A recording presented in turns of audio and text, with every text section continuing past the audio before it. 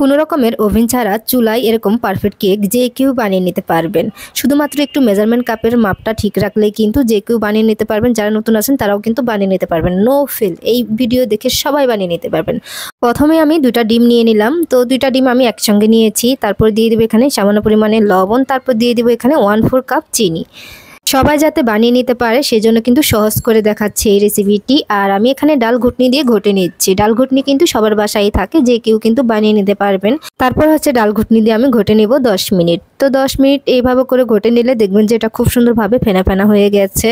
তো আমি খুব যতটা শক্তি পারা যায় নিজের শক্তি দিয়ে এইভাবে করে ঘটে দিচ্ছি।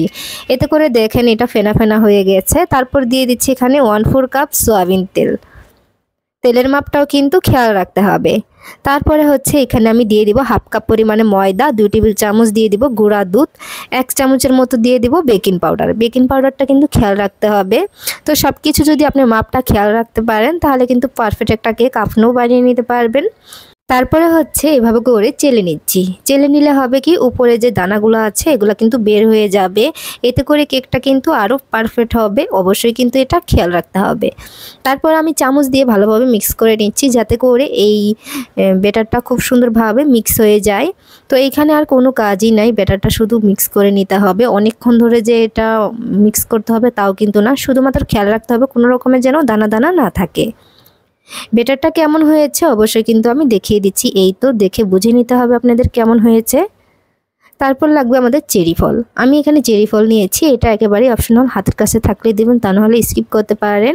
চেরি ফলের উপরে আমি কিছুটা ময়দা দিয়ে মিক্স করে নিচ্ছি। তো এটা করে যদি আপনি নেন তাহলে চেরি ফলটা কিন্তু নিচে ডেবে যাবে না, উপরে ভেসে থাকবে। তো সেই জন্যই কিন্তু এভাবে করে নেওয়া।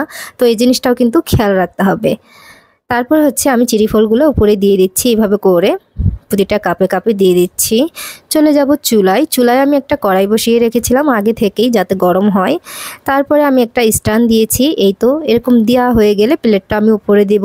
তারপর চায়ের কাপগুলা বসিয়ে দিচ্ছি। এবার ঢাকনা দিয়ে ঢেকে দেব। আর ঢাকনার ছিদ্রটা ছিল সেটা কিন্তু বন্ধ করে দিতে হবে, কোনো রকমের যেন হাওয়া না ঢুকে। তারপর কিন্তু চুলার আঁচটা আমি লো হিটে রেখেছিলাম। এভাবে করে আমার এখানে সময় লেগেছিল 25 মিনিট। এই সময়টাও কিন্তু একটু কম বেশি হতে পারে, তো এটা কিন্তু খেয়াল রাখতে হবে। যদি না হয় তাহলে আরও কিছুক্ষণ রাখতে পারেন। তারপর হচ্ছে আমি কাঠি দিয়ে চেক করে দেখলাম কেকগুলো খুব পারফেক্টভাবে হয়ে গেছে। এবার হচ্ছে একটা ছুরি দিয়ে আমি এভাবে করে দেওয়ার সঙ্গে সঙ্গে কিন্তু উঠে আসতেছে। ওই যে আমি তেল ব্রাশ করে নিয়েছিলাম কাপের ভিতরে, সেই জন্য কিন্তু উঠে আসতেছে।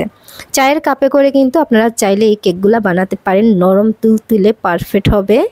আবার অনেকে জিজ্ঞেস করেন চায়ের কাপ ভেঙে যাবে কিনা। চায়ের কাপ ভাঙবে না। এই চায়ের কাপগুলো যদি চায়ের গরম সহ্য করতে পারে আর এই সামান্য হিট কিন্তু অবশ্যই সহ্য করবে, কোনো ব্যাপার না। তো আপনারা কোন জায়গা থেকে ভিডিওটি দেখছেন অবশ্যই কমেন্ট করে জানাতে পারেন, যাতে করে আপনাদেরকে ধন্যবাদ দিতে পারি। ইউটিউব থেকে দেখলে আমার চ্যানেলটি সাবস্ক্রাইব করে রাখবেন যাতে করে সবার আগে আমার ভিডিওটি পেয়ে যান। আজকে এখানে বিদায় নিচ্ছি, সবাই অনেক ভালো থাকবেন।